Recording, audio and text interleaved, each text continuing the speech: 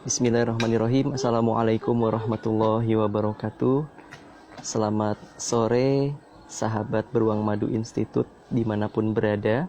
Alhamdulillah pada sore hari ini kita kembali hadir dalam program Bincang Mingguan Inspiratif di sesi yang ke-32. Dan untuk tema bincang kita pada sore hari ini adalah mitos dan fakta seputar vaksin COVID-19. Dan insya Allah pada sore hari ini kita akan dibersamai oleh seorang narasumber yang sangat luar biasa, dan beliau baru saja mendapatkan penghargaan dari Wali Kota Balikpapan. Kita nanti akan dibersamai oleh Dr. Listiono Wahid Romadani. Dan sambil menunggu kehadiran beliau, kami akan menyampaikan kembali seputar bagaimana kita menghadapi pandemi yang sampai saat ini kita terus berjuang bersama untuk berusaha agar tidak terpapar. Kemudian kita juga berusaha untuk menjaga diri, dan yang lebih penting adalah menjaga orang-orang di sekitar kita yang kita cintai. Dan tentunya ini menjadi tugas kita bersama, khususnya sebagai masyarakat yang mungkin memiliki aktivitas atau kegiatan di luar rumah, ya, untuk selalu menjaga protokol, baik itu menggunakan masker, kemudian tetap menjaga jarak, dan rutin atau senantiasa mencuci tangan agar kita selalu terjaga dari atau terhindar dari yang namanya penularan virus COVID-19. Baik rekan-rekan sekalian, pada sore hari ini kita akan berbincang santai bersama Dr. Wahid, ya. Beliau adalah Direktur Utama Rumah Sakit Balikpapan Baru, dan kita nanti akan ngobrol seputar vaksin COVID-19 yang akhir-akhir ini begitu ramai, ya, diperbincangkan.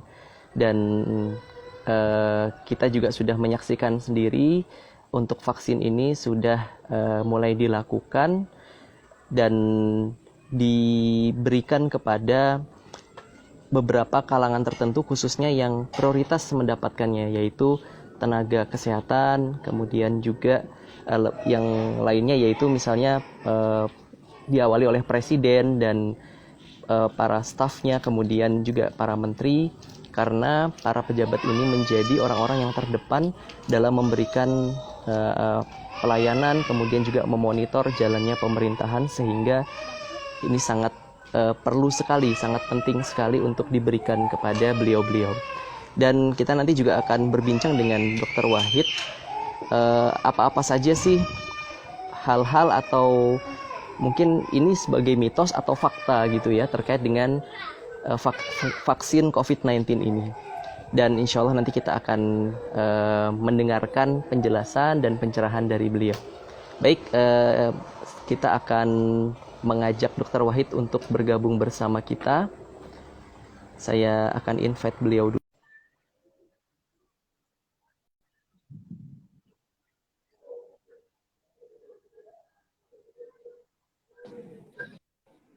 Baik.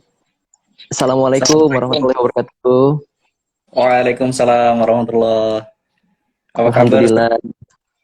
Alhamdulillah sehat, ya, dokter, ya. Alhamdulillah sehat, Bang. Gimana, apa kabar? Alhamdulillah sehat semuanya nih. Dokter, kayaknya hari ini banyak kegiatan, ya, kemarin-kemarin, ya, saya dengar baru saja rapat dengan wali kota, ya, terkait dengan penanganan COVID-19 ini pastinya, ya. Iya, benar, Bang Dodo. Ya, Kemarin selalu sehat, ya. Alhamdulillah sehat, alhamdulillah masih Allah jaga. Iya, dan ini kita sekaligus menyampaikan selamat nih buat Dr. Wahid, ya, yang baru saja dapat penghargaan, ya, dari Wali Kota Balikpapan. Kita ucapkan selamat nih. Iya, alhamdulillah. Ya, kemarin diundang sama Wali Kota, jadi untuk istilahnya kick off vaksinasi pertama di Balikpapan. Memang diundang 10 tokoh di Balikpapan, kemudian pemangku jabatan termasuk Bapak Wali Kota dan jajarannya, kemudian seluruh direktur rumah sakit se-Balikpapan juga diundang kemarin. Alhamdulillah. Jadi kemarin sudah menjalani vaksinasi ya, Dokter Wahid ya. Sudah Bang Dodo, sudah. Nah, nanti bisa nih cerita bagaimana nih kesan-kesannya, kemudian gimana sih rasanya atau ada efek apa gitu ya. Nanti mungkin kita Siap, akan ngobrol lebih banyak nih dengan Dokter Wahid.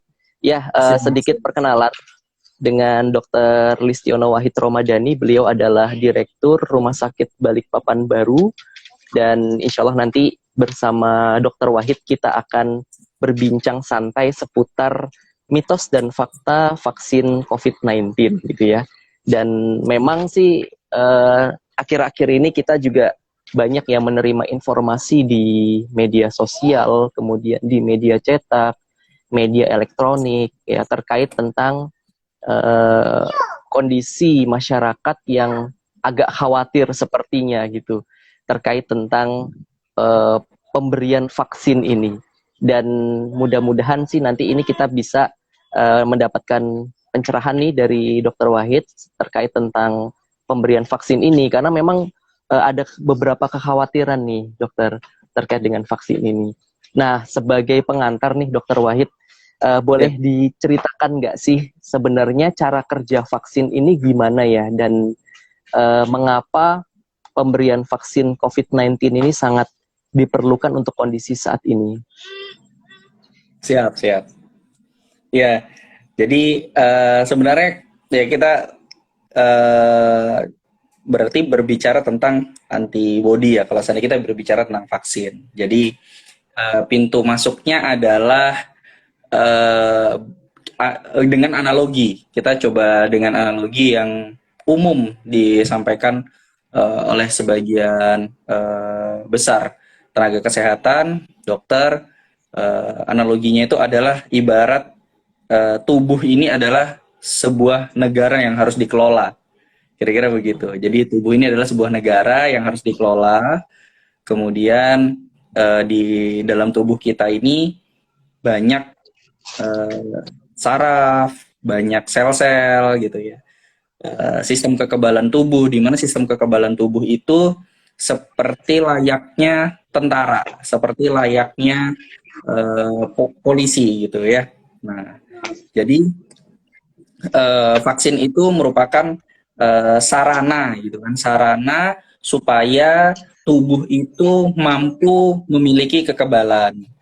Analoginya vaksin itu adalah sarana latihan bagi tentara-tentara yang ada di negara kita agar sewaktu-waktu si musuh itu datang duluan, datang beneran, itu bisa mengantisipasi. Nah, analoginya seperti itu. Kan sering nih kita lihat, oh ada latihan tentara nih di daerah Amburawang, gitu kan, di daerah Kertapena, gitu kan. Nah, tujuannya apa sih sebenarnya? Kan mereka tuh nggak punya tujuan apa-apa selain mempersiapkan diri jikalau nanti ada peperangan atau ada musuh, gitu kan, yang memang kondisinya harus dilawan. Nah, sama seperti itu. Jadi vaksin itu merupakan sarana untuk si tubuh itu mampu memiliki kekebalan tubuh. Nah, kalau seandainya kita bicara vaksin pun, bicara vaksin, kita bicara kekebalan tubuh. Kita bicara kekebalan tubuh itu ada yang sifatnya alamiah. Jadi, pada saat ada infeksi masuk ke dalam tubuh kita, itu akan secara spontan direspon oleh tubuh. Nah, itu sifatnya alamiah dan ada yang sifatnya buatan. Sebagai contoh,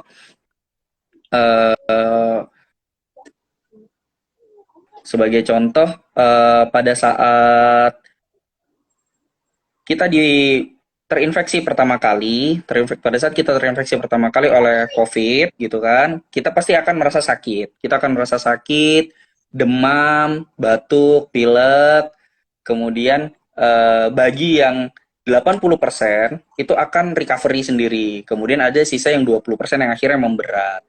Nah, dari yang 80% itu, respon tubuh pertama kali itu namanya respon tubuh non-spesifik.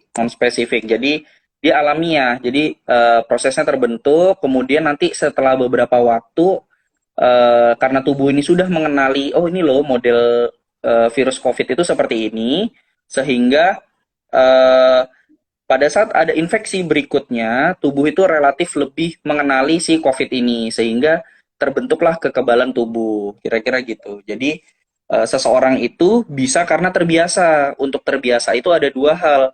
Memang dia selalu berlatih karena memang sering berada dalam kondisi peperangan, contohnya kayak daerah-daerah di Timur Tengah. Nah, itu eh, alamiah dia nggak butuh lagi latihan-latihan gitu, berbeda dengan di Indonesia kita tidak terbiasa dengan peperangan sehingga butuh latihan. Nah, sama vaksin itu seperti itu.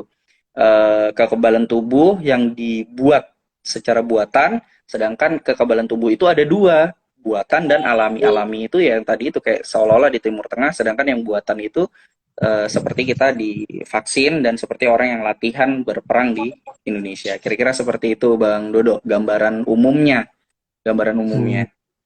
Iya, iya, iya. Wah, mantap banget nih analoginya. Sangat bisa dimengerti ya, bagaimana Dokter Wahid menjelaskan bagaimana cara kerja vaksin. Dan, Sebentar Bang Dodo, kok kayaknya oh iya, suara handphone saya agak bermasalah ya. iya, suaranya Dokter Wahid Iya ya, terdengar sebentar jelas, sebentar. Coba tapi saya close dulu suara terus saya saya ya. masuk lagi. Oh, oke, siap, siap. Ya, luar biasa tadi Dokter Wahid menjelaskan ya bagaimana mekanisme atau cara kerja vaksin itu di dalam tubuh kita dianalogikan seperti sebuah negara yang memiliki kemungkinan atau konsekuensi diserang ya oleh musuh dari luar, dan tentunya ini membutuhkan pertahanan yang kuat gitu ya. Oke, kita akan bergabung lagi dengan Dokter Wahid. Kita undang lagi beliau.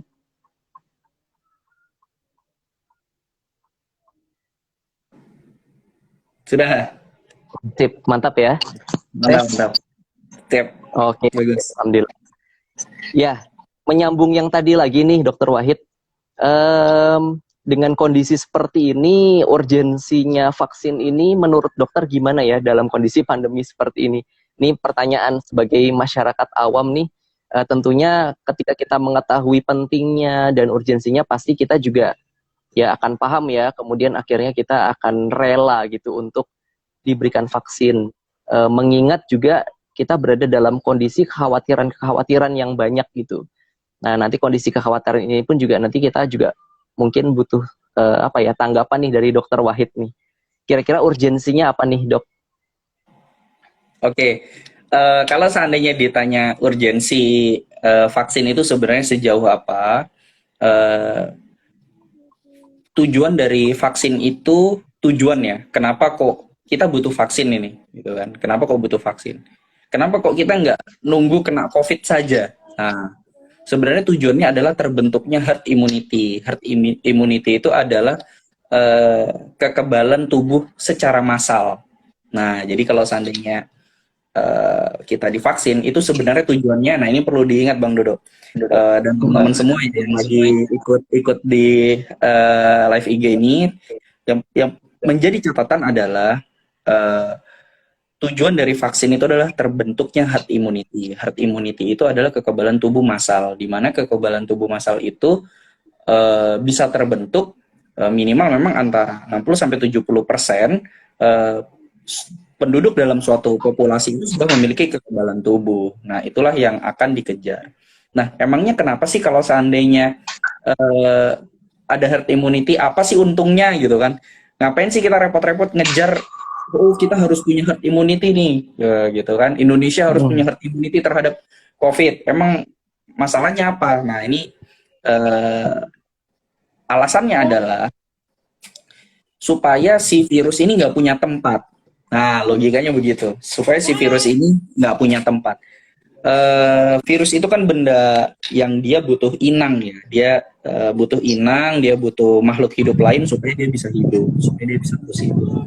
Bisa bayangkan kalau seandainya tempatnya dia hidup itu sudah terproteksi, wah sudah terlindungi. Ibaratnya ada invasi alien dari luar bumi, dia bingung nih mau turun ke sebelah mana. Di Amerika udah diblokir gitu kan, di Oh, oke, oke.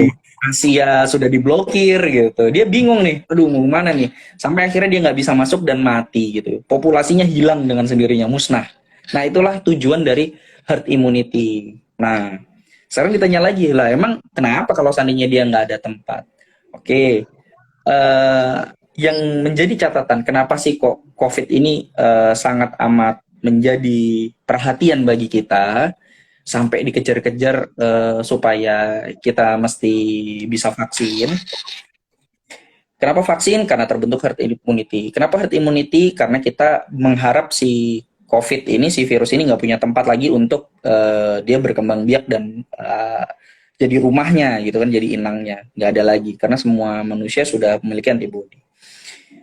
Karena dari data statistik yang ada, 100% orang yang kena COVID. Jadi misalnya dalam satu populasi ada 100 orang, di mana 100 orang itu semuanya kena COVID, maka 80% orang itu kondisinya akan sehat saja. Sembuh dengan sendirinya, nggak ada masalah. 80%. Jadi 80 orang yang akan bermasalah itu hanya sekitar 20%. Jadi hanya sekitar 20-an orang, Bang Dodo. Jadi hanya 20 orang teman-teman ya. 20 orang di mana 20 orang itu akan menjadi kritis. Nah, itu yang berbahaya. Nanti 15%-nya berat, 5%-nya bahkan bisa sampai kematian. Yang menjadi alasan adalah kita belum bisa menentukan.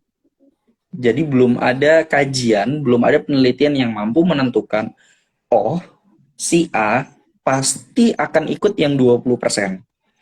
Oh, si B pasti akan ikut yang 80%. Nah, itu belum ada satu peneliti pun yang mampu mengklaim gitu. Belum ada. Yang ada adalah jika ada faktor komorbid, kemungkinan besar. Kemungkinan besar nantinya dia akan memberat. Tapi ada saja yang punya faktor komorbid, tapi alhamdulillah bagus gitu. Respon tubuhnya bagus. Dan juga tidak sedikit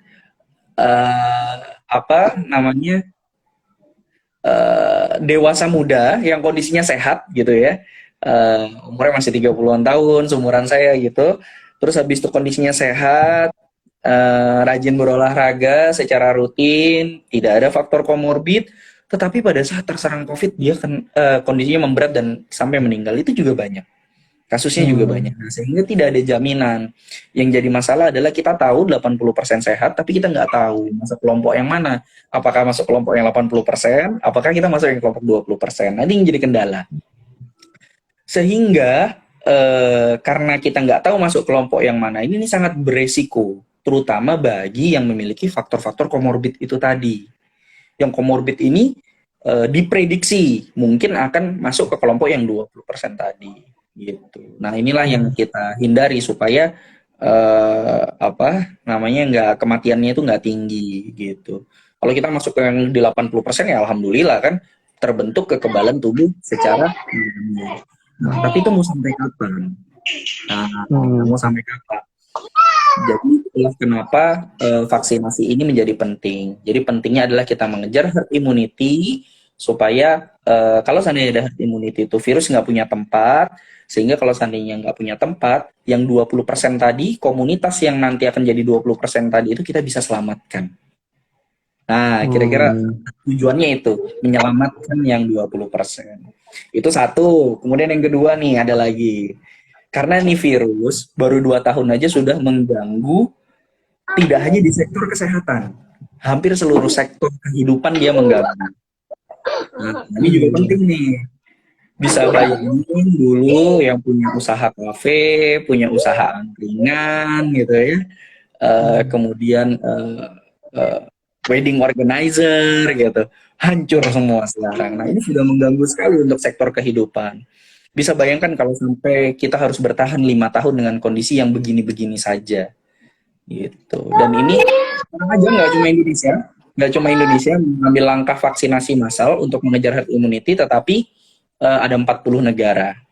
Jadi jangan menganggap bahwa ini akal-akalannya yang beredar kan seperti itu ya. Akal-akalannya Indonesia aja nih mau buang-buang anggaran vaksin dan lain sebagainya. Enggak seperti itu.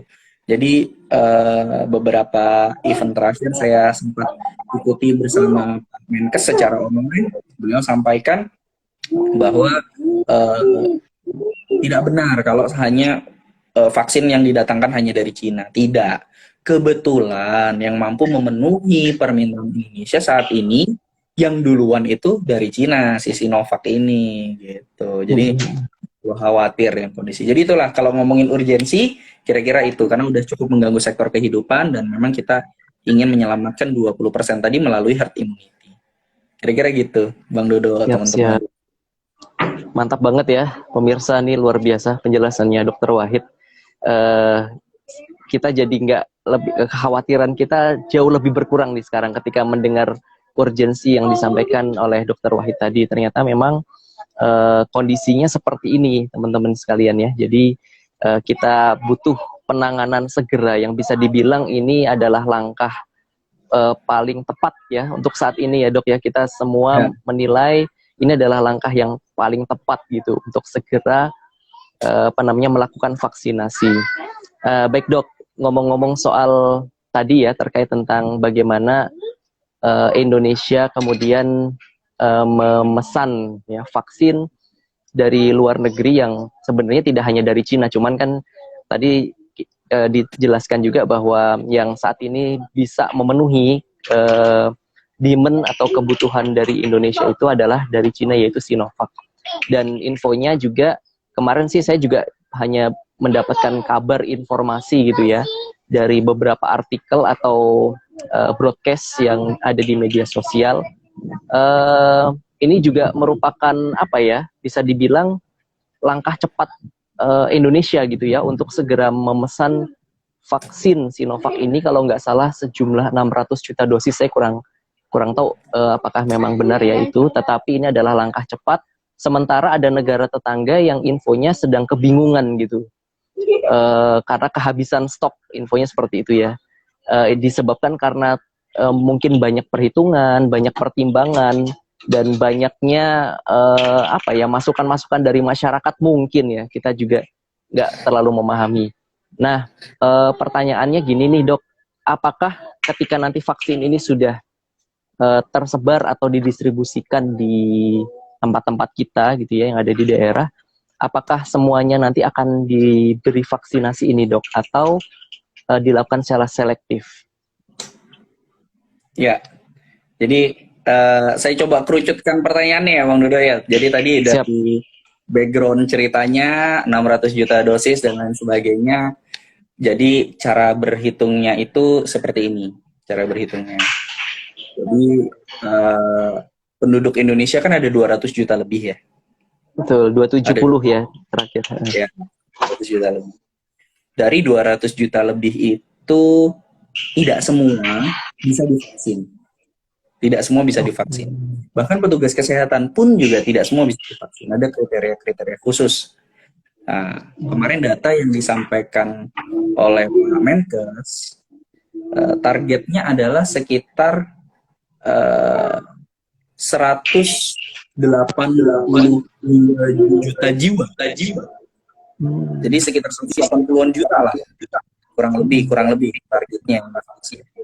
Sehingga kalau seandainya kita multiply, kita lipat gandakan, kita kalikan 2 ya, Kalau 270-an juta penduduk Indonesia kalikan 2 dosisnya, maka kurang lebih sekitar 600 juta ya. Betul. Karena kan vaksinnya, jadi kan vaksinnya kan minimal 2 kali ya. Jadi vaksin pertama, kemudian vaksin kedua, di mana tujuannya adalah untuk mencapai target antibodi yang memang ingin dicapai. Jadi kekebalan tubuhnya itu memang minimal harus 2 kali suntik. Nah, terus dikalikan 2 sekitar 600 juta dosis, kemudian yang bisa divaksin sekitar 180-an juta, berarti sekitar 360 juta dosis. Nah, itu yang direncanakan. Jadi memang itu benar gitu dari backgroundnya. Nah, jadi kalau seandainya kita tanyaan apakah semuanya nanti akan divaksin, kalau lihat dari paparan Pak Menkes kemarin memang iya, jadi kurang lebih sekitar 180 juta jiwa, tetapi dengan kriteria tertentu. Dan setiap vaksin itu dia punya persyaratan-persyaratannya masing-masing ya. Jadi sebenarnya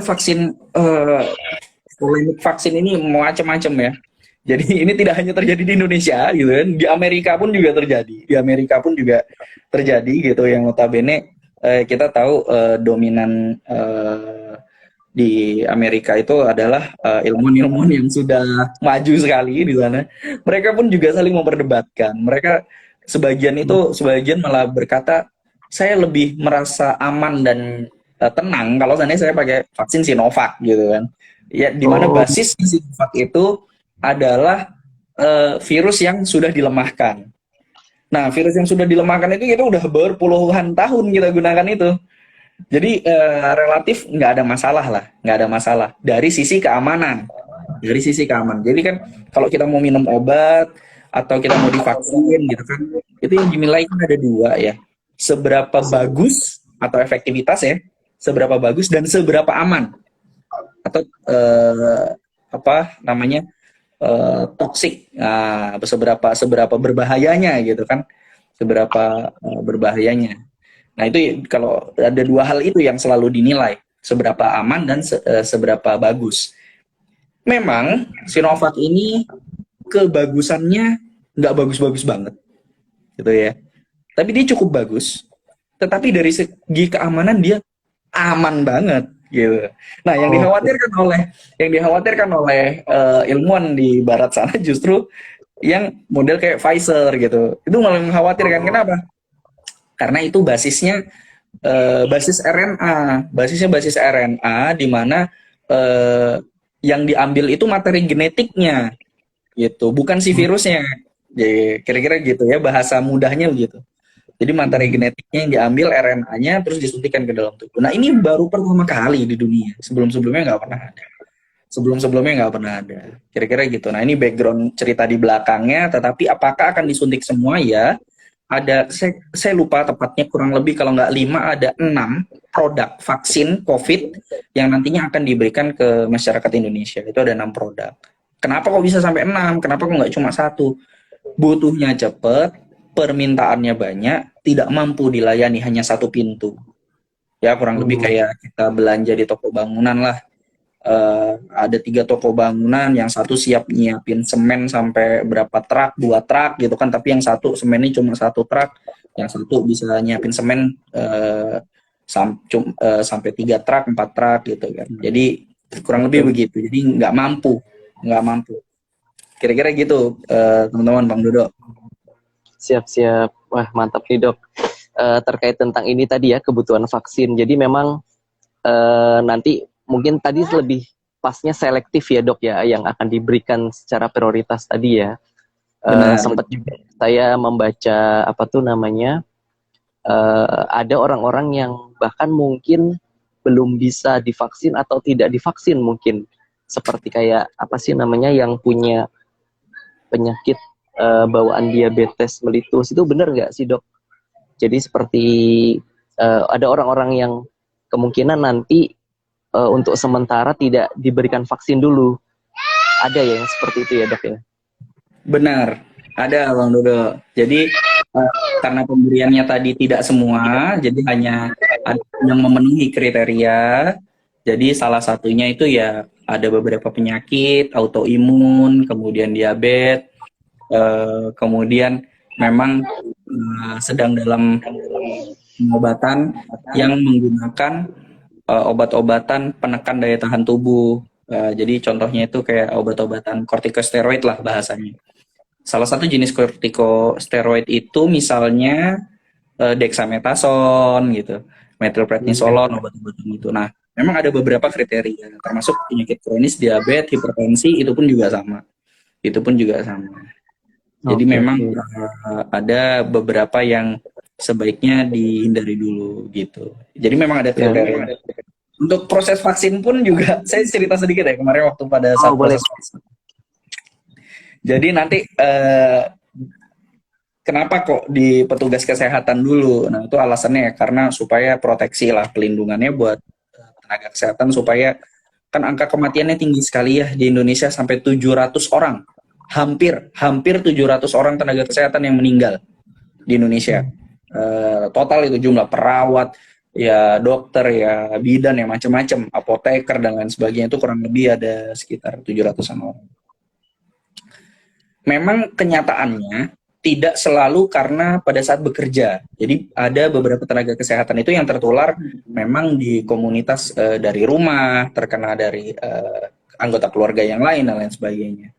Tidak semua, tapi juga banyak juga yang memang terkenanya di tempat bekerja. Nah, sehingga itulah pentingnya diproteksi ya. Nah, nanti periode berikutnya kalau nggak salah kemarin dengar arahan dari Pak Menkes itu ya sektor pendidikan, kalau nggak salah sektor pendidikan, terus habis itu berikutnya baru masuk ke sektor-sektor yang lainnya, baru masyarakat umum, dan ditargetkan itu kurang lebih sekitar 2-3 tahun ini selesai. Kemarin sempat bikin ada perhitungan yang disampaikan kalau seandainya 180 juta, maka 2021 itu minimal per harinya harus menyuntikkan 1 juta dosis. Woi, Wow. bener juga sih. Iya, Bener iya. juga, kalau mau selesai 1 tahun ya, mau selesai 1 tahun kan 365 hari ya, pas tuh. Mm-mm. 180 juta kali 2, 360 juta, berarti 1 hari 1 juta dosis, bener tuh. Iya, benar-benar. Nah, kira Wow. kira logikanya gitu. Makanya nggak akan selesai itu dalam 1 tahun karena kapasitas produksi. Jadi nanti itu kemarin waktu pas ada saat saya mau divaksin itu ada meja registrasi, kemudian habis dari meja registrasi masuk ke meja tanda vital. Tanda vital itu pengecekan suhu, tekanan darah, nadi, kemudian masuk ke meja berikutnya itu meja screening. Di situ saya akan ditanya, ada kurang lebih sekitar 14 pertanyaan kalau nggak salah, saya lupa tepatnya berapa. Nah, itu ditanya apakah Anda punya riwayat ini, apakah Anda pernah terinfeksi COVID, apakah Anda bersedia divaksin. Nah, itu juga ditanya. Nah, jadi panjang, pertanyaannya panjang. Nah, nanti di situ baru ada kesimpulan, tabel kesimpulan, si orang ini layak nggak divaksin. Nah, itu ada centangan itu. Oh, boleh divaksin, atau boleh tapi tunda dulu deh, jangan sekarang, tensinya nih lagi tinggi gitu. Oh. Terus atau malah nggak boleh, ini dia nggak boleh dapat vaksin. Nah, itu ada. Habis dari screening baru masuklah ke meja vaksin, disuntik, habis disuntik baru meja pelaporan. Pelaporan itu disampaikanlah data vaksinnya, dicatat nomor vaksinnya berapa dan lain sebagainya. Nah, kemarin tuh saya sempat di meja tanda vital, tensi saya sempat tinggi tuh. 150. Oh gitu. Iya bang, saya kaget juga kemarin. Aduh, aduh gimana nih. Tapi ternyata setelah diobservasi, ditensi kembali, coba diukur kembali tekanan darahnya, alhamdulillah ternyata normal, nggak ada masalah, 120/80. Sempat Kira-kira tinggi gitu. ya. Iya, sempat tinggi dikit. Kira-kira gitu bang Dono. Siap-siap. Berarti memang ada nanti ada tahapan screening tadi ya, Dok ya. Dan kalau disimulasikan butuh waktu yang cukup lama juga ya untuk satu orang ya. Wah, luar biasa ini. Artinya eh, proses pemberian vaksinasi ini pun juga membutuhkan effort yang luar biasa gitu kalau dibayangkan. Dan mudah-mudahan prosesnya, perjalanannya diberikan kemudahan lah. Karena memang Amin. ini luar biasa sekali, ini proyek besar ya dok ya. Ya, Ya terutama buat para nakes dan seluruh yang berada di dalam tim. Baik, terima kasih nih Dokter Wahid. Kita akan menyapa pemirsa nih dok. Jadi siap, siap, dari kita lihat di sini ada satu pertanyaan nih dok. siap, siap. Jadi pertanyaannya, virus ini kan infonya bermutasi. Seperti kalau nggak salah yang di London itu ya, yang di Inggris ya. Bagaimana efektivitas vaksin yang dibuat beberapa waktu lalu untuk menangkal virus yang sudah bermutasi? Nah ini kira-kira gimana nih dok? Karena infonya cukup berseliweran nih terkait dengan pertanyaan dari, ini namanya sama nih dokter, dari Wahid juga nih. Iya. Siap, siap. Iya. Oke, terima kasih Bang Dodo. Jadi kalau seandainya kita bicara efektivitas vaksin ya, jadi kalau seandainya kita bicara efektivitas vaksin untuk mutasi virus, nah itu kan ya titik poinnya di situ. Yang udah mutasi berdampak nggak sih sama efektivitas? Nah, gitu kan? Betul. Kira-kira atau malah nggak ada gunanya nih habis di vaksin gitu. Betul. Jawabannya adalah tidak berdampak. Tidak berdampak. Kenapa? Karena eh, mutasi di virus itu biasanya dia akan mengubah yang terlihat ya, yang terlihat di tubuh seseorang yang menderita corona itu, COVID itu adalah gejala klinisnya. Makanya kan kemarin yang kasus di London itu gejalanya jauh lebih berat, gitu kan ya, jauh lebih berat dibandingkan dengan yang uh, strain-strain yang sebelumnya, gitu kan, jauh lebih berat. Ada beberapa, nah apa namanya jauh lebih saya terganggu sama chatnya ini, ada beberapa rekan padahal yang dokter Wahid. Oh ya ya, siap. Karena namanya Jadi sama ya. namanya sama. Ya jadi eh, apa tidak berdampak. Kenapa tidak berdampak? Karena perubahan itu biasanya menyebabkan gejala yang dialami oleh seorang pasien karena terinfeksi COVID itu jauh lebih berat. Nah, biasanya itu. Sedangkan vaksin itu sendiri, terutama dengan basis yang virus yang dilemahkan, tujuannya adalah untuk memperkenalkan diri supaya nanti pada saat terserang COVID beneran, itu ada dua kemungkinannya. Dia tidak terkena, ini dengan catatan si vaksin berhasil ya, vaksin itu tidak selalu berhasil. Vaksin itu tidak selalu, jadi saat seseorang itu divaksin, itu tidak selalu berhasil. Jadi ada indikatornya kapan vaksin itu dikatakan berhasil. Ya, dan itu responnya berbeda antara orang satu dengan orang lain, itu berbeda. Nah, kalau seandainya anggaplah berhasil nih vaksin, berhasil divaksin, maka yang terjadi pada tubuh seseorang yang sudah divaksin, itu ada dua kemungkinan. Dia kebal, jadi benar-benar itu virus masuk mental gitu kan, langsung mati itu, nggak bisa. Atau yang kedua, dia tetap terinfeksi dan bergejala, tetapi gejalanya jauh lebih ringan. Kondisinya seperti itu. Yang paling penting adalah yang dipahami terhadap vaksin ini bukan dewa ya, jadi bukan mentang-mentang karena udah divaksin terus merasa kebal, nggak. Vaksin masih bisa gagal. Dan kalaupun berhasil, masih bisa terinfeksi. Hanya saja jika terinfeksi, ada kemungkinan kita jauh lebih ringan gejalanya dibandingkan dengan jika kita tanpa vaksin. Dan biasanya kalau seandainya sudah yang dengan vaksin dan vaksinnya berhasil, maka gejalanya itu nggak akan lama gitu. Ada yang orang usahain hilang penciuman sampai 5 hari, sampai seminggu gitu kan. Nah ini mungkin hanya demam saja, dan itu pun hanya 1 atau 2 hari, habis itu udah nggak lama itu virus bisa bertahan di tubuh. Kira-kira begitu Bang Nurul. Jadi nggak akan mengubah efektivitasnya.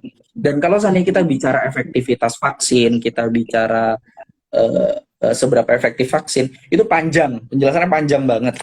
Mungkin kalau seandainya kita mau bicara efektivitas vaksin harus ada sesi khusus karena matematis sekali hitungannya. Nah, jadi matematis sekali. Ini kan kemarin jadi perdebatan ya. Oh, di Turki Sinovac sekian nih gitu kan persentasenya, efektivitasnya. Di Brazil sekian, di Indonesia sekian. Cupu Indonesia cuma sekian. Nah, nggak gitu. Cara berpikirnya nggak begitu.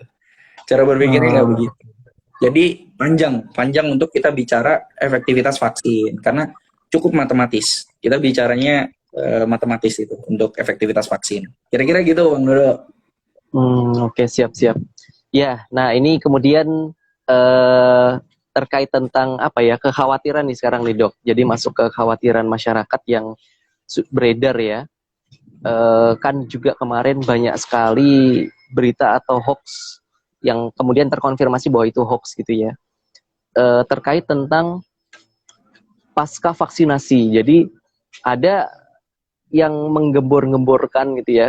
Nih hati-hati nih vaksin, karena ada orang yang setelah divaksin langsung mati gitu, langsung meninggal. Nah ini nih, mohon pencerahannya dokter. Siap. Terkait meninggal setelah divaksin ya, bisa nggak? Bisa. Jangankan divaksin, minum obat aja bisa meninggal loh. Iya. Nah ini nih, siap. Jadi paham ya. Jangankan minum obat, makan bakso ya bisa meninggal. Nah, kira-kira begitu. Makan udang, makan kepiting, makan ikan ya. Jadi penyebab meninggalnya seseorang itu harus dibuktikan. Ini yang paling penting. Apakah meninggalnya karena sesuatu sebelum dia meninggal atau karena hal lain. Jadi walaupun jadi gini, si A vaksin benar ya, si A meninggal benar, si A meninggal karena vaksin belum tentu. Nah, ini yang perlu dipahami ini. Tetapi kalau ditanya apakah vaksin itu bisa menyebabkan meninggal, ya bisa, gitu. Nah, jadi kalau terkait meninggal karena disuntik vaksin bisa tuh atau enggak ya bisa. Tapi ini bukan karena si vaksinnya, tidak. Tetapi karena memang setiap tubuh itu punya reaksi yang berbeda terhadap benda asing yang akan masuk ke dalam tubuh. Pernah nggak teman-teman lihat kondisi ya, 2 orang disengat tawon di tempat yang sama, yang satu masuk ICU, yang satu kipas-kipas di rumah. Iya. Itu namanya reaksi anafilaktik. Jadi setiap orang, setiap tubuh itu memberikan respon yang berbeda. Sama, ini vaksin juga sama. Vaksin ini terbukti aman, tidak ada masalah, tetapi sama-sama divaksin 2 orang memberikan respon yang berbeda. Kira-kira begitu, ya. Jadi dan itu reaksinya cepat. Itu kalau seandainya anafilaktik. Kalau seandainya itu anafilaktik. Istilahnya nanti bisa di browsing teman-teman di Google ya, anafilaktik shock. Nah, shock yang disebabkan karena respon anafilaktik. Respon alergi ya. Itu bisa. Nah, tetapi misal nih, ada seseorang yang meninggal karena serangan jantung. Ya, seseorang yang meninggal karena serangan jantung.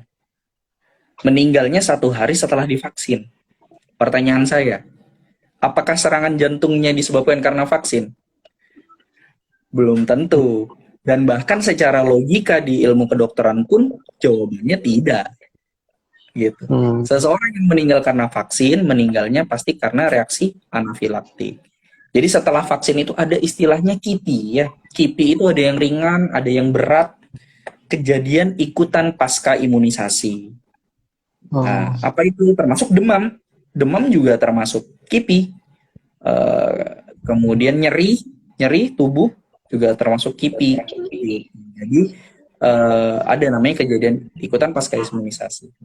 Tapi ada yang sifatnya ringan, ada yang sifatnya berat. Dan itu normal. Jadi ada beberapa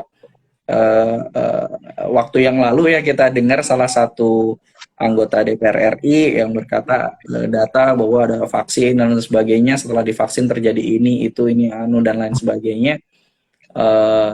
Setelah kita cross check ternyata kita sudah sama-sama tahu ya, ternyata di mata Najwa Shihab menyampaikan datanya kan, nah gitu. Jadi nggak usah capek-capek direspon juga. Masyarakat bisa tahu gitu. Padahal apa yang disampaikan itu tidak benar gitu. Datanya masih ada yang perlu dikoreksi kembali gitu.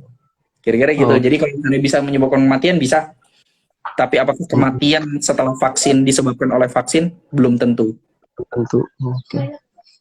Siap. Benar, Dok. Saya setuju nih dan mendapatkan pencerahan terkait dengan pertanyaan barusan nih. Nah, yang berikutnya ini nih, Dok, satu lagi nih. Microchip. Ini juga beredar luas nih ya. Saya habis ditempel kemarin. Ada microchip di sini. Nah,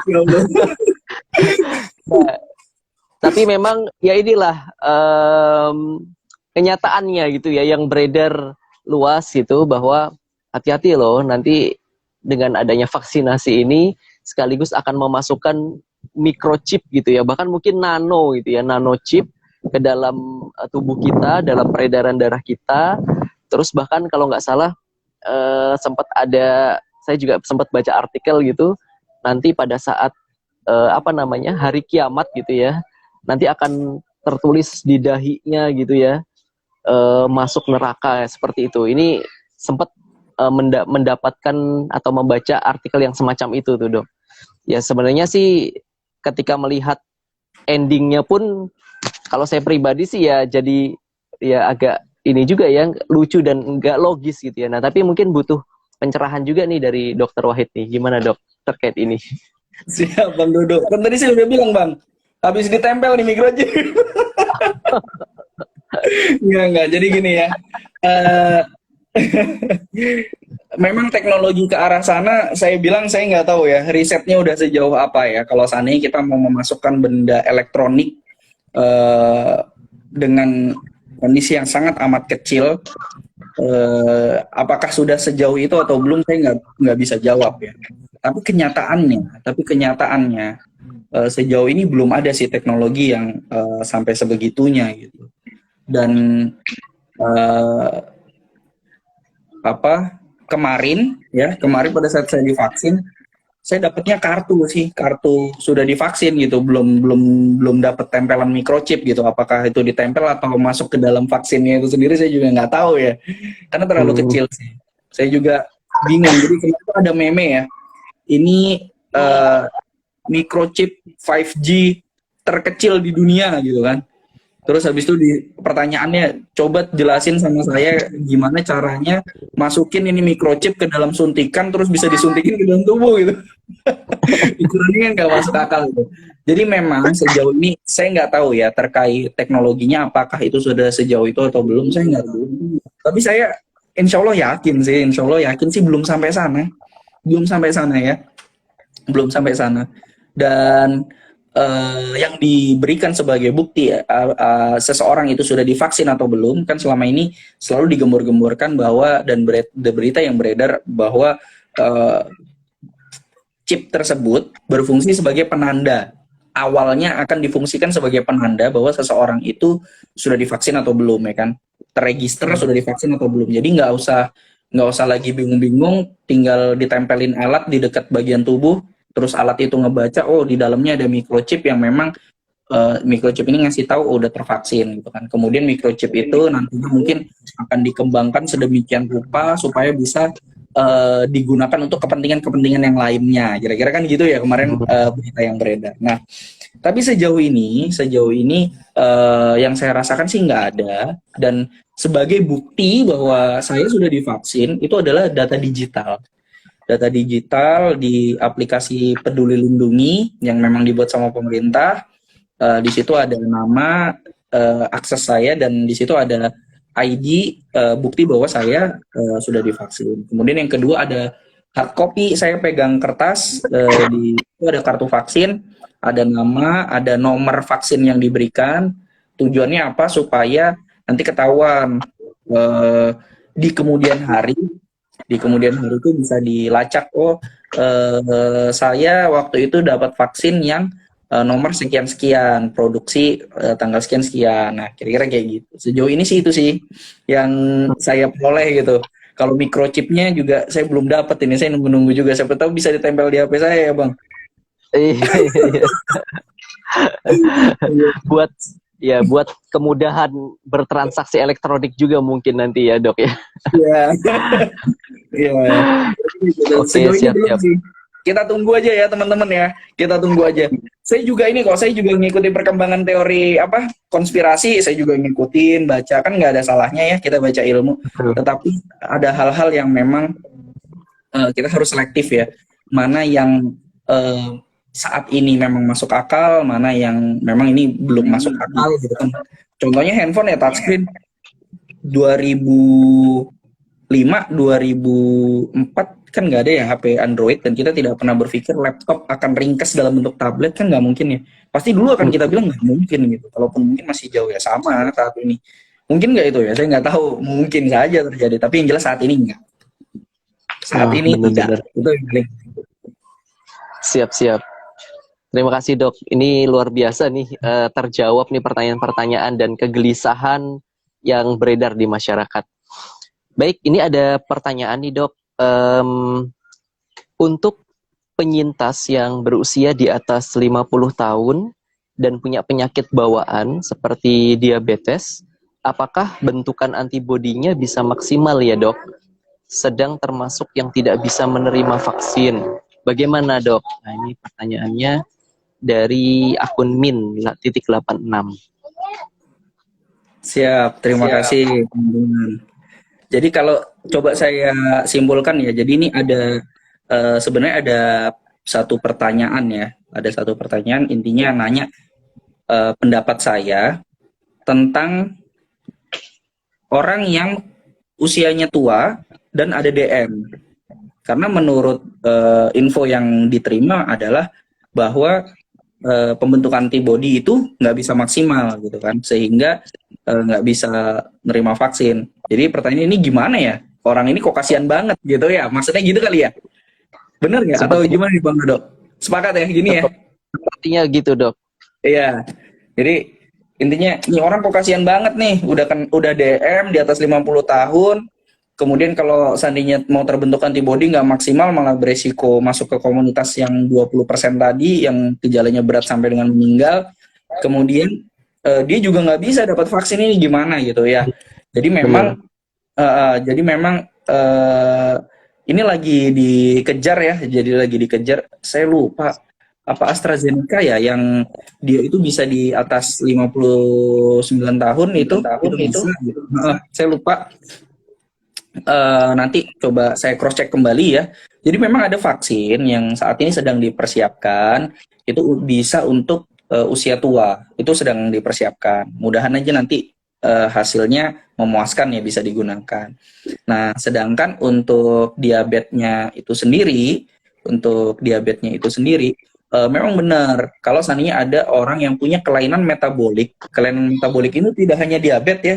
Kelainan metabolik itu tidak hanya diabetes, bisa kolesterol dan lain sebagainya, itu namanya kelainan metabolik ya. Dislipidemia itu kelainan metabolik ya.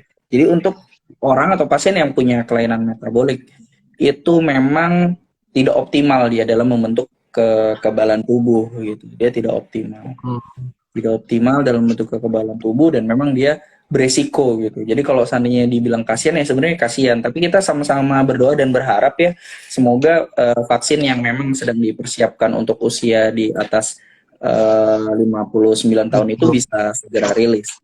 Terus untuk pasien-pasien yang dengan penyakit kronis itu memang beresiko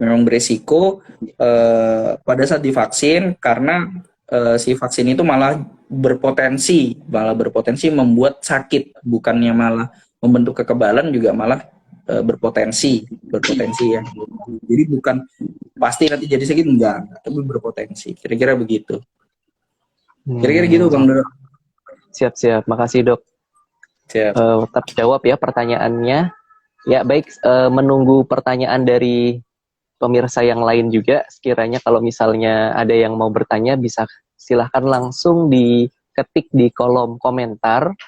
Dan tentunya ini menjadi kesempatan yang luar biasa nih buat kita di tengah kondisi yang saat ini mungkin sebagian merasakan kegamangan atau merasakan bimbang, ya ragu gitu. Ya dipersilakan nih teman-teman. Nah, kalau dari saya mungkin ada satu pertanyaan terakhir aja nih Dok terkait tentang vaksin ini. Tapi sebenarnya tadi udah terjawab sih terkait dengan vaksin ini. Apakah memang ada semacam kondisi yang sengaja dibentuk gitu ya, kondisi yang sengaja dibentuk, kemudian terjadilah hal yang seperti kita rasakan sekarang ya dalam rangka untuk mengkapitalisasi diri menjadi semakin kaya. Dalam hal ini adalah konspirasi ekonomi gitu, para elit gitu ya. Ya ini mungkin ada juga yang seperti ini soalnya nih Dok. Tapi ini hanya sekedar pertanyaan intermezzo aja ya Dok ya. Pingin tanggapan dari perspektif kedokteran aja, gimana? Ya, kalau saya sih logikanya ya iya sih. bisa bayangkan. Memang WHO dan beberapa jurnal ilmiah menyampaikan bahwa asal mula dari eh, timbulnya si COVID ini sendiri itu dari hewan ya. Eh, ada pasar eh, daging, pasar yang menjual daging hewan-hewan yang memang mungkin di Indonesia tidak lazim untuk dikonsumsi ya. Ada kelelawar, ada ular dan lain sebagainya di daerah Wuhan sana di Cina. Kemudian akhirnya menyebar dan akhirnya menjadi pandemi gitu kan awalnya di situ. Tetapi secara logika keilmuan saya gitu kan sebuah ya mungkin untuk level apa ya peneliti jadi seharusnya yang bicara tentang virus bicara tentang vaksin itu kan sebenarnya virolog ya memang seorang dokter atau seorang ilmuwan yang memang mendalami betul apa itu virus dan apa itu mutasi virus dan lain sebagainya, gimana caranya buat vaksin. Nah, itu memang ada bidangnya sendiri ya. Tetapi secara umum memang seluruh dokter itu dididik dan punya pengetahuan dasar tentang itu. Nah, berdasarkan ke pengetahuan yang saya miliki, menurut saya agak sedikit nggak masuk akal ya, karena suatu virus itu untuk dia bisa menjangkit ya di manusia itu juga butuh waktu yang cukup panjang ya. Jadi nggak yang serta-merta tiba-tiba virus X langsung yang biasanya menginfeksi monyet tiba-tiba menginfeksi manusia gitu. Nggak begitu sih. Nggak begitu. Jadi dia butuh proses panjang ya kalau kita. Jadi kalau seandainya kita bicara konspirasi ini sebenarnya disengaja atau enggak ya gimana ya? Logika saya akan berbicara ya ini disengaja tapi itu pendapat ya gitu ya jelas mungkin dari keilmuan kita akan lihat tidak hanya satu pabrikan farmasi saja yang memproduksi vaksin tapi ada banyak tetapi kita bisa lihat ya siapa yang dulu memproduksi dan lain sebagainya ini juga jadi pertanyaan kan sebenarnya jadi sebenarnya teori konspirasi ini cukup unik kalau seandainya kita bahas ya panjang gitu. Kira-kira gitu. Baik-baik. Kayaknya mungkin kalau misalnya ada yang membutuhkan pembahasan itu sepertinya tidak di sini ya dok ya untuk sementara ya. Nah, ngobrolnya jauh lebih santai lagi gitu kan. Siap. Ini ada pertanyaan nih dok. Kemungkinan ini pertanyaan terakhir. Pertanyaannya adalah apakah ada korelasi antara herd immunity dengan vaksin? Wah ini yang awal banget ya yang tadi kita bahas ya, tetapi mungkin bisa disampaikan lagi nih dok sekaligus mungkin sebagai closing statement ya. Jadi sebagai closing statement pada sore hari ini. Ya.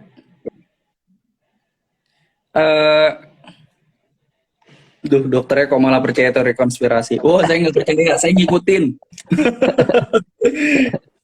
saya nggak percaya ya, tapi saya ngikutin karena menurut saya memang unik ya cara berpikirnya manusia ini ada banyak ya di dunia ini dan salah satunya teori konspirasi itu juga unik ya cara berpikirnya makanya saya ngikutin tuh.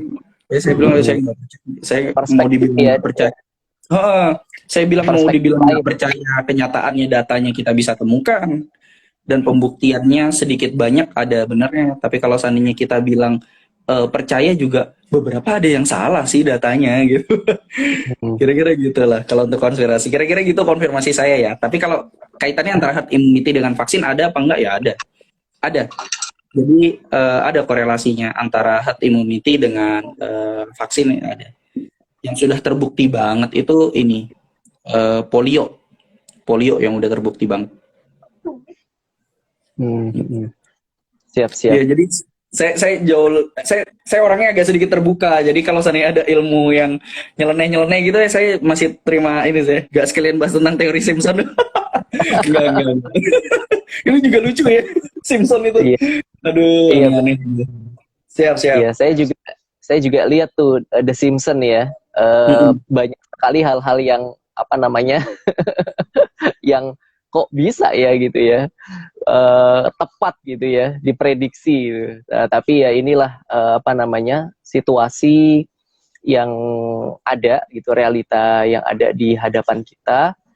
Tinggal bagaimana kita saat ini dengan data-data, kemudian dengan informasi yang ada, kita mempersiapkan diri gitu ya dok ya, sebaik-baiknya agar apa ya istilahnya, keamanan, kemudian kenyamanan kita lebih lestari, kan itu yang kita inginkan gitu kan.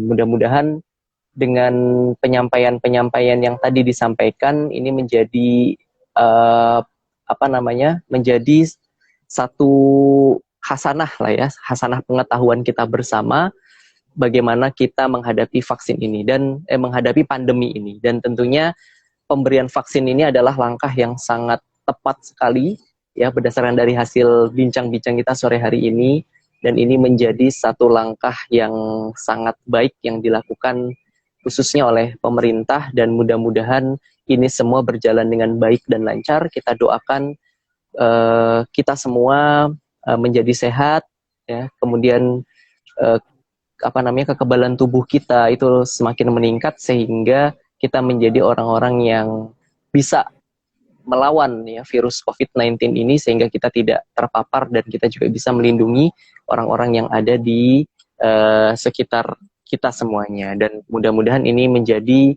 satu pembahasan yang mudah-mudahan nanti bisa kita diskusikan, dan karena ini akan terus berkembang pastinya.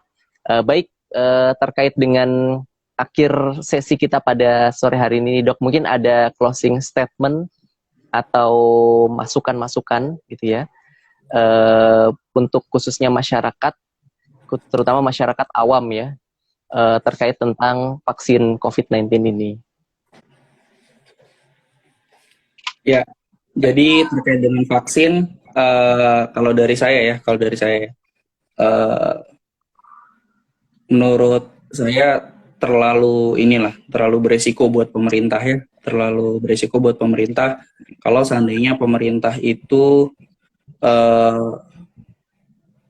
melakukan sesuatu tanpa adanya pertimbangan yang matang gitu, termasuk dengan vaksinasi ini, terlalu beresiko. Jadi saya yakin pemerintah itu sudah memperhitungkan dengan baik bahwa memang vaksinasi ini dalam jangka panjang memang suka atau nggak suka, mau atau nggak mau, itu pasti akan dibutuhkan.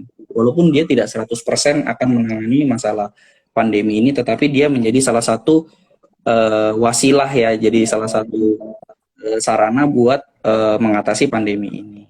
Kira-kira itu. Jadi vaksin aman, nggak ada masalah, karena memang semuanya udah melalui prosesnya dengan baik, dan kita sama-sama berdoa ya bahwa pandemi ini cepat bisa diatasin.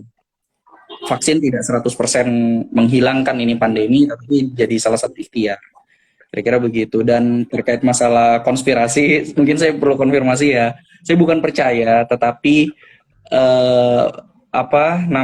saya suka mengikuti. Bahkan teori bumi datar itu kan kalau kita lihat lucu ya gitu kan. Di satu sisi teman-teman yang percaya bahwa bumi itu datar menyampaikan hal-hal yang seperti ini, yang memang kalau seandainya kita coba telaah, oh iya masih ada logikanya yang masuk kok gitu kan. Tetapi di sisi lain dari teman-teman yang membantah itu pun juga coba kita lihat teori-teorinya juga bahwa apa yang disampaikan oleh teman-teman yang percaya dengan bumi itu datar itu tidak sepenuhnya benar. Nah, sama seperti teori konspirasi ini gitu. Di satu sisi kita lihat coba kok kayaknya iya ya gitu kan. Namanya saya awam terkait masalah data global, konspirasi dan lain sebagainya. Saya sebagai awam dalam dunia konspirasi, saya akan bilang, kok kayaknya masuk akal gitu ya. Saya sebagai awam di dunia konspirasi. Tetapi begitu saya melihat, memposisikan diri saya sebagai seorang dokter, saya adalah tenaga kesehatan, maka saya akan melihat COVID ini nyata, memang ada. Saya lihat sendiri gejalanya dan tidak ada penyakit lain yang menyebabkan kematian karena pneumonia secepat itu selain corona. pneumonia itu sudah ada dari zaman dulu gitu. Ada disebabkan karena virus influenza ringan, karena bakteri, karena apa namanya parasit, jamur, ada. Tetapi tidak ada pneumonia yang disebabkan oleh virus yang bisa mematikan seseorang dalam waktu secepat itu. Ya artinya itu adalah virus baru. Nah kemudian yang disebut dengan COVID itu tadi, saya percaya adanya COVID. Saya divaksin gitu kan. saya divaksin gitu, saya percaya adanya COVID. Tapi bukan berarti kita menafikan teman-teman yang punya pemikiran lain. Jadi, asik loh kalau diikutin gitu kan. Kira-kira gitu. Ini konfirmasi saya ya. Jadi hanya sekedar info bahwa bukan COVID itu sebagai konspirasi, bukan, tetapi apa yang disampaikan teman-teman yang di konspirasi itu juga ini. Saya khawatir nanti ada yang nanti diplesetkan lagi, oh Dr. Wahid percaya konspirasi, enggak. Oke, kira-kira gitu ya, kira-kira gitu. Jadi vaksin aman, nggak ada masalah. Kalau seandainya nanti sudah siap untuk masyarakat luas, silakan teman-teman semua ikut join ya, ikut divaksinasi. Kita tunggu program pemerintah sambil kita kawal terus. Wajib kita kawal ya, kalau seandainya ada penyelewengan, ada data-data yang kesannya tidak real, atau ada data-data yang dimanipulasi, dan memang itu terbukti, kita harus bela, ya bela, nggak ada masalah. Ya, kita harus kawal, masyarakat tetap harus aware, tetapi juga jangan langsung menolak mentah-mentah, karena terbukti sampai hari ini nggak ada masalah. Balikpapan sudah melaksanakan vaksin sejak tanggal 27, sejak tanggal 27 sampai tanggal 31 ini cakupannya sudah hampir 5.000 kalau nggak salah. Jadi hanya dalam beberapa hari cakupannya hampir 5.000. Kalau kita lihat pers rilis dari Pak Wali ya, di situ ada. Nanti kita lihat sama-sama. Kira-kira begitu Bang Dodo, teman-teman semua. Mohon maaf kalau seandainya ada perkataan atau kalimat saya yang kurang berkenan. Hanya ngobrol santai dan saling bertukar pendapat saja. Kira-kira begitu. Oke, siap-siap. Terima kasih banyak kepada Dr. Wahid yang sudah berbagi ya terkait juga tadi menyampaikan konspirasi ya. Kalau kita lihat sih teori konspirasi itu adalah perspektif yang ya perlu kita ketahui juga gitu ya. Kita perlu tahu juga apa sih yang menjadi bahan pemikiran ya adanya sekelompok orang yang gemar untuk mempelajari yang namanya teori konspirasi ini, karena dengan begitu kita juga akan menjadi lebih selektif gitu kan ya, kita akan menjadi lebih banyak belajar, kita jadi penasaran gitu kan, bener nggak sih apa yang dia sampaikan ini, akhirnya kita kan belajar gitu ya dok ya. Kalau ternyata salah, kemudian bagaimana kita bisa membantahnya gitu kan, yang tentunya juga dengan pengetahuan gitu kan, dengan data, dengan informasi yang valid. Ya ini menjadi bahan diskusi kita. Semoga kita juga terus ya menjadi pribadi pembelajar, sehingga kita tidak cukup puas dengan pengetahuan yang kita ada, sehingga kita menjadi orang yang tertutup ya pemikirannya. Kita merasa udah cukup gitu, satu pihak ini aja yang benar gitu ya, sementara yang lain salah. Nah ini kan akhirnya menjadi masalah baru gitu. Kita ingin menjadi pribadi yang open minded, pikiran terbuka, yang dengan itu kita menjadi pembelajar, dan dengan belajar kita akan semakin bertumbuh, dan dengan bertumbuh kita akan semakin memberikan manfaat kepada tidak hanya diri kita tapi juga orang-orang yang ada di sekitar kita. Mungkin ini juga sebagai closing statement kita pada sore hari ini. Mudah-mudahan kita nanti akan mendapatkan kabar yang baik ya dari aktivitas vaksinasi khususnya di Indonesia ini, dan mudah-mudahan Indonesia ini menjadi negara yang selamat ya, dan masyarakatnya menjadi sejahtera insya Allah, karena dengan bisa teratasinya pandemi ini ya, melalui vaksin yang kita harapkan ini, mudah-mudahan kembali menggerakkan sektor-sektor yang ada. Baik, mungkin itu saja acara kita pada sore hari ini, kegiatan bincang mingguan inspiratif, yang insya Allah nanti pekan depan kita akan laksanakan lagi secara rutin dengan tema yang mungkin berbeda, juga dengan narasumber yang berbeda. Dan khususnya kepada Dokter Wahid, kami ucapkan terima kasih ya dok ya. Semoga selalu sehat dan Amin, tentunya amin. selalu happy. Kemudian juga bisa terus berkontribusi khususnya untuk masyarakat. Baik, juga kepada para pemirsa kami ucapkan terima kasih yang sudah setia hadir dalam kegiatan Bincang Mingguan Inspiratif ya khususnya pada sore hari ini. Terima kasih, saya akhiri. Assalamualaikum warahmatullahi wabarakatuh. Selamat sore sahabat semuanya. Waalaikumsalam. Selamat sore. Terima kasih. Sehat selalu ya dok. Sehat Amin. semuanya. Sehat semua ya. Siap. Maskernya dikencengin. Masker. Siap. Alhamdulillah. Masker dan makan. Kayak katanya Dokter Tirta kan. Bagus tuh. Saya senang tuh dengar Dokter Tirta kalau sudah marah-marah. Itu saya senang gitu Bang Dodo. Iya, biar marah tetap ganteng ya orangnya ya. Hebat beliau itu. Vokal, berani. Betul. Ya butuh orang-orang seperti Dokter Tirta. Benar. Kita butuh orang-orang seperti beliau. Di Iya, satu sisi pada saat pemerintah itu bagus, beliau dukung. Pada saat pemerintah itu ada kekeliruan, beliau kritik gitu. Bagus banget tuh. Objektif Jadi banget. objektif, dia nggak berdiri di satu titik, dia berdiri di tempat yang seharusnya, memang berdiri di tempat yang seharusnya. Iya, betul. Sip lah, Iya. mudah-mudahan seperti Dokter Tirta, Dokter Wahid ya dan dokter-dokter lainnya dia tetap konsisten gitu ya dalam melaksanakan tugas untuk memberikan pencerahan. Siap ya. Oke, kalau gitu pamit saya dulu. izin duluan pamit. Makasih Bang Dodo, Pamit semuanya. Mari. Mari, assalamualaikum. Waalaikumsalam.